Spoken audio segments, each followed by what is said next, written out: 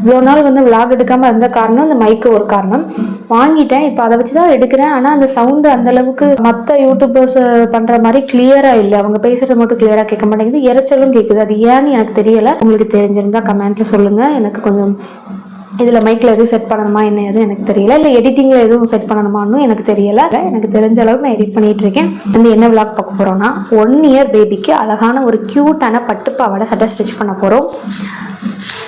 இதுதான் வந்து அந்த 1 year பேபிக்கு கொடுத்துருக்காங்க. இது வந்து தாய் மாமா வீட்டு சீரு, அக்கா பொண்ணுக்கு. இதுதான் பட்டுப்பாவாடை. இது பட்டுப்பாவாடை சட்டை வந்து பிளெயினாக இருந்து பார்டர் இருக்கும், தச்சு நம்ம வந்து ஸ்டோன்ஸ் எல்லாம் வச்சு கொஞ்சம் கிராண்டாக மாற்ற போகிறோம்.